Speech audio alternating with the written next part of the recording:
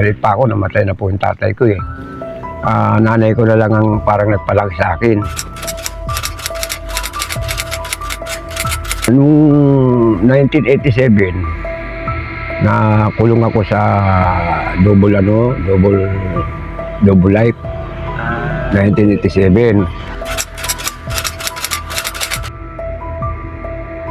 Ngayon, alamin natin ang buhay ng isang lolo na mahigit 30 years sa bilangguan at ang 20 years dito ay binuno niya sa loob ng Iwahig Prison and Penal Farm. Magandang araw sa inyo mga kababayan. Ngayon ay nandito tayo sa kahabaan ng kalsada ng Iwahig kung saan nandito nga si Tatay Alberto Torribillas, isang lolo, 80 anyos na dating inmate na nakatira sa bahay na ito. At tara, samahan nyo kami sa kanyang kwento. Ako po si Alberto Torribillas. Pinanganak po ako sa Sampaloc, Manila. Pero dito ako naka-standby sa Caloocan City, sa Camarin. Pinanganak po ako ng November 6, 1945. Sa Caloocan, doon ako kayo. Doon na halos po ako lumaki. Dalawa lang po kami magkakapatid. Pero yung isang kapatid ko namatay na rin. Siguro mga 1980, 1980, mga 82.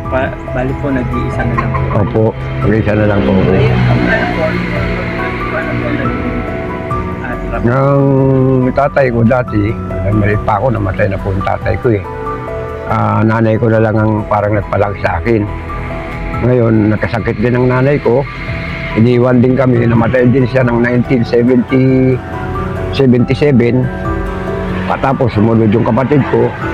Kaya medyo ang buhay ko nagkagulo-gulo na. Para bang wala na akong kaanuhan ba na kung saan mabarkada, sama, kung saan mapunta, sama. Paano po kayo nagpunta dito sa Caloocan? Noong 1987, nakulong ako sa double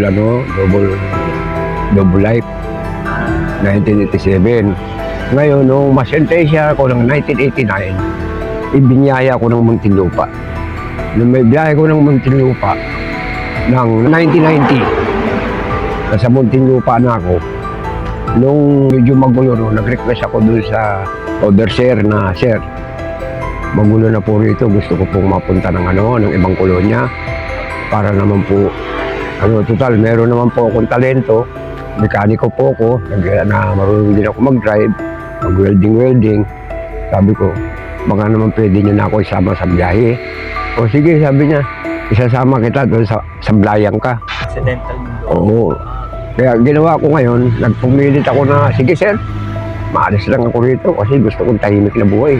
Ayon kay tatay, imbis na sa Sablayan Prison siya dalhin, ay idiniretso siya dito sa Iwahig sa Palawan. Kaya nung gulat na lang ako, tinawagan ako. Dumaan kami na Sablayan, hindi ako pinababa. Nung dumaan kami ulit dito na papunta ng Palawan, doon na. Sabi ko, anong lugar na ito? Sabi nung mga kasama ko, hindi ko alam to, Palawan na ito. Ay, salamat ka ako, nasa Palawan na ako. Sa bahaging ito ay idinetalye ni tatay ang mga naging trabaho niya sa loob ng Iwahig. Yan, lahat na yan, nung araw na yan, hanggang doon, basakan yan.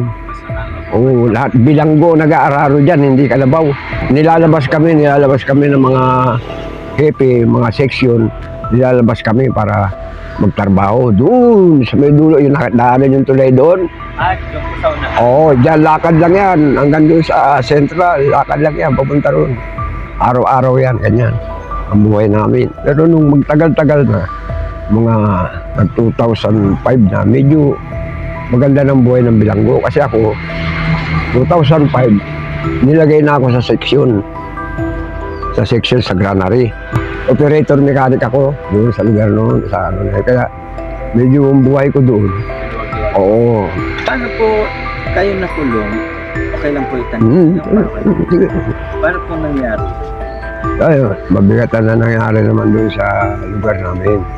Doon sa lugar namin, kasi doon sa Caloocan, maraming matatapang din. Kasi Mayor Assistant pa. Oo, si Mayor Assistant pa, Caloocan. Napag-alaman din namin na nagtago pala si tatay ng 7 buwan bago siya tuluyang nahuli ng mga otoridad. Since 1987, 87, 88, 89. Kasi nagtago pa ako ng 7 buwan. Kasi nga kung hindi ako magtatago, mamamatay ako kasi mabigat yung naano ko na dali ko eh. Bigat eh. Sabi ko sa asawa ko, ma, matagal akong hindi makakabalik. Ang ginawa ko ngayon, hindi muna ako nag-ano ng Bicol. Nasa gubat lang ako. Paggabi, gumagapang ako. Pinagapang ko yung misis ko, ma, hindi na ako makakatagal ka ako. Punta ako ng Bicol. Doon ako nagtago. Hindi, wala naman taon, ma'am. Ano po, mga 7 months lang. Yung sa 7 months na yun, para bang nainip ako. Siguro, binigay na ni Lord na maulit talaga ako. Ngayon, umuwi ako ng ano, sabi ko doon sa amo ko, boss, pabali muna kahit 200. Kasi 200 ang araw, mahalaga na yan eh. Bakit? Uwi muna ako sa pamilya ko. Mainit pa rin ha. Kumaya, anong mangyayari sa'yo? Sige, payagan kita. Pero pag nagigipit ka, punta ka na. Tago ako sa Bicol. Nung anong araw, nakakuha ko ng trabaho, tiga-bantay ng pispan. Ang sweldo ko, 150 lang isang araw. Pero libre pagkain. Kasi supplyan kami ng pagkain. Ngayon, nung 7 buwan na, para bang makatinimpit ko talaga, gusto ko na makita yung pamilya ko. Dito ay nagulat kami sa ibinunyag ni tatay sa taong nagsuplong sa kanya. Umalis na ako. Paalam na ako sa kanya, lahat na. Dumating ako sa bahay, mga siguro daw nagkakamari, mga alas 6 ng gabi. Doon ako dumaan sa likod ng bakod. Sinisitsitan ko yung asawa ko. Hindi ka pumunta rito. Marami pang paikot-ikot dyan. Baka mamaya, ano pa mangyari sa'yo? Kaya ko kukunin ko lang yung, dala mo lang yung damit. Ako, ito, yung pera. Ialis din kagad ako. Doon nilagyan na ng misis ko, mabilis lang eh. Oh, sige na. Ewan ko kung bakit naisip-isip ko. Siyempre, tinabihan ko nga yung asawa ko. Pagtabi ng asawa ko, hindi ko alam. Pagliko namin sa kwarto, bukas yung pinto rito, yung biyanang kong babae, nakita ko. Yun ang nagsuplong. Kaya nung paglabas ko, tapos na kami, lulundag na ako sa bakod. Nakita ko yung mga pulis, huwag kang tumuloy. Pag pinilit mo sarili mo, mamamatay ka dyan. Baba ako ulit. Pagpunta ko sa pinto, meron, punta rito, meron mga mga PC pa nun eh. PC pa. Ngayon, pag uwi ko ngayon, ay pag ganun ko sa may kwarto, kinuha ko yung bata. Ako ma, yung bata, karga mo. Pumasok yung pare. Sabi ng pare, anak, sumuko ko na. Pinapangako ko sa iyo, walang mangyayari sa iyo, hindi ka masasaktan.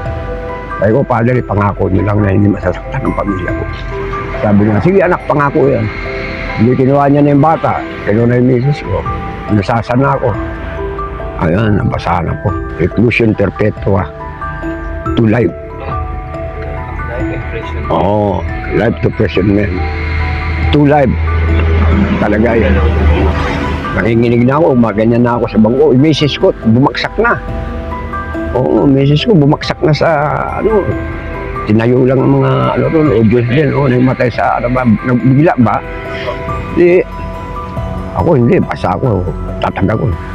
Bali tayo nung ilan yung anak mo? 3 po. 3? Oo. Pero yung iniwan ko yung anak ko, yung bunso doon ay dede pa. Yung ikalawa, mga ganun palang kalaki. Yung ikatlo, yun ang malaki-laki kasi matagal din nasundan yun eh. Mga edad siguro, mga 6 na taon. Yung panganay ko. Sa bikutan po, pinatawag. Madalang po kasi malayo eh. Paano po kayo napunta after nitong bikutan? Paano po sa Montenegro? Doon lang ako dinitil.